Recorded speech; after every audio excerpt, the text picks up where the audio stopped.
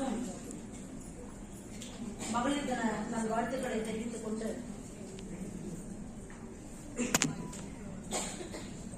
முதலில் கிருத்திகா மேடத்துக்கு பதில் சொல்லலாம் நினைக்கிறேன்.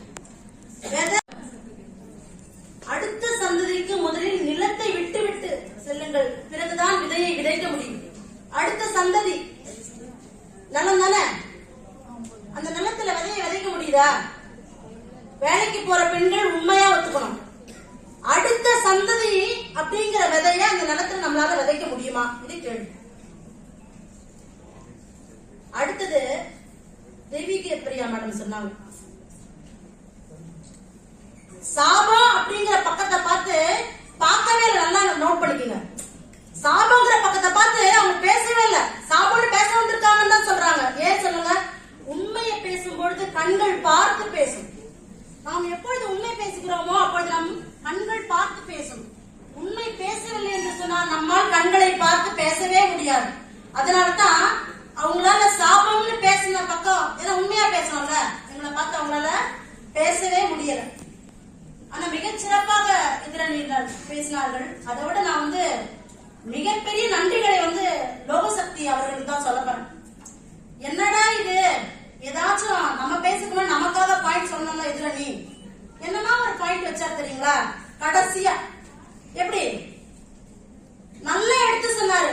6 வயது குழந்தை, 6 மாத குழந்தையை கூட இன்றைக்கு பெண் குழந்தையை விட்டு வைப்பதில்லை இந்த சமுதாயம் என்று. சொல்லுங்கள், வேலைக்கு போகிற பெண்மணிகளே, நீங்கள் வேலைக்கு போவதனால் அந்த விதைகள் நீங்கள் எப்படி வரமாக வைத்திருக்கிறீர்களா? அந்த விதைகளுக்கு சாபமாகத்தான் நீங்கள் அமைகிறீர்கள் என்பதை நீங்கள் முதலில் ஒத்துக்கொண்டே ஆக வேண்டும். மிக சிறப்பாக எதிரணியினர் பேசினாங்க. அதை நம்ம எப்பயுமே எதுவுமே நம்ம சொல்ல முடியாது.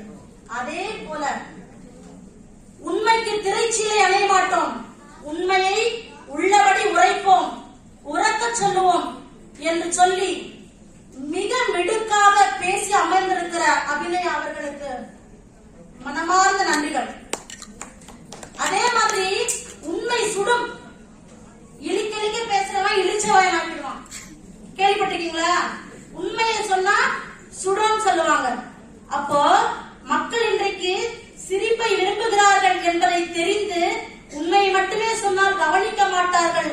உண்மைக்கு நடுவிலே சிறு சிறு நகைச்சுவையை கூட்டுவோம் என்று மிக அருமையாக ராஜேஷ் கண்ணன் அவர்கள் கஷ்டத்தை எல்லாம் அப்படியே இறக்கி வச்சுட்டு உப்புமா கதையை இறக்கி வச்சுட்டு போனார். ஏன்னா என்னோட கணவரோட கதை அதுதான். உப்புமாவை போட்டா ஜன்னல் வழியா உப்புமா போய் விழுந்துரும், கை கழுவும் போது உப்புமா வெளியில போய் விழுந்துரும். இது ரொம்ப நாள் எனக்கு தெரியாது. அப்புறமா தான் இந்த உப்புமா எப்படி காலியா ஆகுதுன்னு பார்க்கும்போது ஒரு நாள் என்னமா உருண்டையா உப்புமா இருக்குன்னு என் பையன் சொன்னான். எப்படி உருண்டையா கை கழுவு இடத்துல ஜன்னல் பக்கம் உப்புமா இருக்குன்னு போது நான் கையும் கழுவா கண்டுபிடிச்சேன். இப்படி உப்புமாக்காரர்கள் நிறைய பேர் இருக்கிறாங்க. Thank you sir.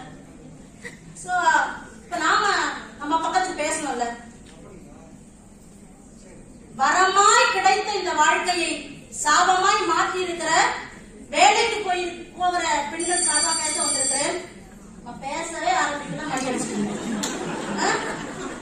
எப்படி எப்படின்னு கேக்குறேன்.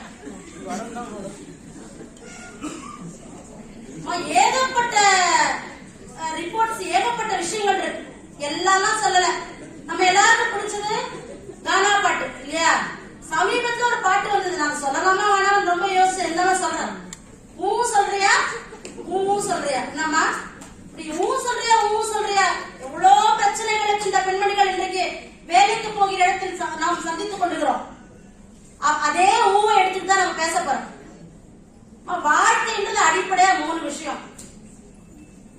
மிகப்பெரிய தலைவியில் இருக்காங்க, வாழ்க்கையோட அனுபவங்களை சேகரித்துக் கொண்டு இங்கே உட்கார்ந்து இருக்கிறார்கள். அவர்களுக்கு தெரியும் வாழ்க்கையோட அடிப்படை தேவை. அவளை பார்த்தாலும் தெரியலமா, சிம்பிளானதுதான் வாழ்க்கை, எளிமைதான் வாழ்க்கை.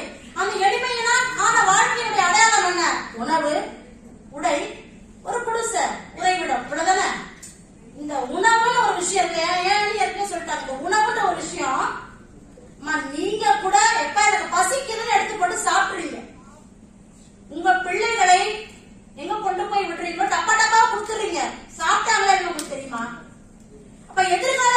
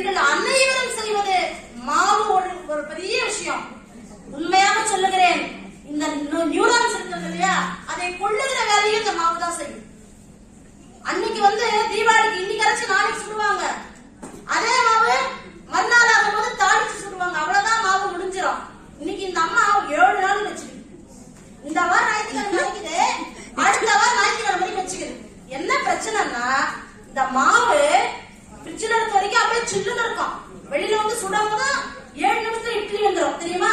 ஆனா 7 நிமிஷத்துல வேக இட்லிய 15 நிமிஷம் ஆக்கி கேஸை ஏத்தி அதுக்கப்புறம் வயிற்று போதும் இல்லையா, அப்படியே புளிச்சிடும். இந்த புளிச்சு போன இட்லியும் தோசை மாவையும் பாவம் இந்த ஜீவனங்கள் சாப்பிட்டு. இது ஒரு பக்கம். இது அட்லீஸ்ட் வீட்டுல அரைக்கிறவங்க தப்பிச்சிங்க. இன்னொரு கோஷ்டி இருக்கு. வீட்டுக்கு வரும்போது வாங்கிட்டு வந்துட்டேன், மாவே வாங்கிட்டு வந்துட்டேன். அப்ப காலையில வச்ச சாம்பாரோ கார குழம்போ குருமாவோ எதையோ ஒண்ணு தெரிச்சு ஆயம் கட்டி விடுவது. இதைத்தான் வேலைக்கு போற பெண்கள் எல்லாருமே செஞ்சுட்டு இருக்கோம். மூணாவது கடைசியான ஆள் ஒரு 2 நிமிஷம் கொடுங்க. இப்ப மூணாவது ஒரு கோஷ்டி இருக்கு. மாவு வாங்கினா சைட் டிஷ் செய்யணும். அது அதோட கஷ்டம் இல்ல. வரும்போது இந்த மாவான சுத்த தோசையே எதையோ கொண்டு வந்து சேர்த்து விடுது. அடுத்தது உடை. உண்மையிலே வேலைக்கு போகிற பெண்கள் வந்து பாத்தீங்கன்னா உடையில கவனம் செலுத்துறாங்க, நான் இல்லன்னே சொல்லல. உறைவிடம். இந்த உறைவிடம் வரும்பொழுது முக்கியமான ஒரு பாயிண்ட் சொல்லியாகும். பாதி பெண்கள் வேலைக்கு போறதுக்கான ஒரே காரணம் என்னமா, கடன் சுமை. வீடு கட்டுறாங்க, யாரு லோன் கொடுக்கறது? இந்த HDFC காரன். வீடு கட்டிட்டப்பா, எளிவளையானம் தன்வளையானம், சொந்த வீடு கட்டிட்டேன். யார் சொன்னா உங்க சொந்த வீடுன்னு? உங்க கடன் அடைகிற வரைக்கும் அந்த வீடு HDFC காரன் உங்களுக்கு கிடையாது. இது எத்தனை பேருக்கு தெரியுது? சொந்தமா வீடு கட்டினா அந்த வீடை கட்டுறதுக்கு போய் பாத்துருக்கீங்களா? இந்த பக்கமும் ஜன்னல் இருக்காது, பின்னாடி பக்கம் ஜன்னல் இருக்காது, முன்னாடி ஒரே பொறா கூண்டு மாதிரி ஒரு ஜன்னல் இருக்கும். 15 வருட வாழ்க்கையை காற்று இல்லாமல் அழைத்துக் கொள்கிறீர்கள். காரணம் 800 ஸ்கொயர் ஃபீட் தான் கிடைச்சது, 600 ஸ்கொயர் ஃபீட் தான் கிடைச்சது. அதுலயே நல்லா பெரிய வீடா டைல்ஸ் போட்டு கட்டிக்கிறேன். டைல்ஸ் என்ன போட்டாங்க தெரியுங்களா? கிரானைட். என்ன கிரானைட்? கிரானைட் போட்டு வீடு கட்டின அத்தனை பேர் சொல்ற வேலைக்கு போறவங்க சீக்கிரமா உங்களுக்கு கால் வலியும் முட்டு வலியும் பேரலிட்டிக் இஷ்யூஸ் வரதுக்கான ஒரே காரணம் நம்ம வந்து டைல்ஸ் அப்படி போட்டு கட்டுறது மட்டும்தான். Actually it won't disturb me but I'll finish one minute. Okay. அதே மாதிரி வீடு கட்டுறவங்க எல்லாரும் கவனிச்சுக்கோங்க. கான்ட்ராக்டர்ஸ் கிட்டையும், ஏன்னா இது உடல்நலம் சார்ந்தது, வேலைக்கு போகிற பெண்கள் அனைவரும் செய்ய தவறு. கான்ட்ராக்ட் கிட்ட வீடு கட்ட விட்டுறீங்க. நீங்க வாழ்கிற வீடு 20 வருஷம் 30 வருஷம். உங்க ஹைட் இவ்வளவுதான், 4 அடி 5 அடி 6 அடி. 6 அடி காரனுக்கு குளம் குறைவான மேடையும், 4 அடி காரனுக்கு உயரமான மேடை வச்சுட்டு ஸ்பாண்டிலிட்டிஸ் பிரச்சனையும் முதுகு பிரச்சனையும் வந்து விடுகிறது. இப்படி வேலைக்கு போகிற பெண்மணிகள் வாழ்க்கை சாபம் அப்படிங்கிறது ஒரே உதாரணம். என் பையனை கூப்பிட்டு வந்திருக்கிறான். எவ்வளவு பரிதாபமான ஒரு நிலையில இருக்கீங்க. பெரிய உதாரணம் சொல்ல முடியுமா? எல்லாரும் சொன்னா என் பையன் தான் இருக்கு. உடனே சொல்லணுமா, நம்ம கச்ச பொண்ணை தூக்கி போட்ட முடியுமா? போட்ட முடியுமா? ஆனா இன்னைக்கு ஒரு வீட்டுக்காரருக்கு நான் சொன்னேன், எப்ப வர 8 ஆகும் டேட்டாலே போட்டுதல்ல. அந்த மனுஷன் தான் போய் இருக்கு. இல்ல இல்ல பாவம் கூட்டிங்க போயிடு அப்படின்னு. கூட்டிங்க வந்து என்ன ஆச்சு?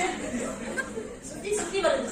அப்போ வேலைக்கு போகிற பெண்மணிகளே, கண்ணுக்கு முன்னாடி பார்க்கும்போது கஷ்டமா உங்களுக்கு இருக்குது, கண்ணுக்கு பின்னாடி போனோட கஷ்டம் இல்ல நீங்க நினைச்சுக்கிறீங்க. அடுத்தது குழந்தைதான் பிரச்சனை நிறைய பேர் சொல்றாங்க. அப்புறம் அதெல்லாம் சொல்லிட்டு எல்லாம் போனுக்குள்ள போயிட்டாங்க. அவங்க எல்லாருக்கும் நான் ஸ்ட்ரெஸ்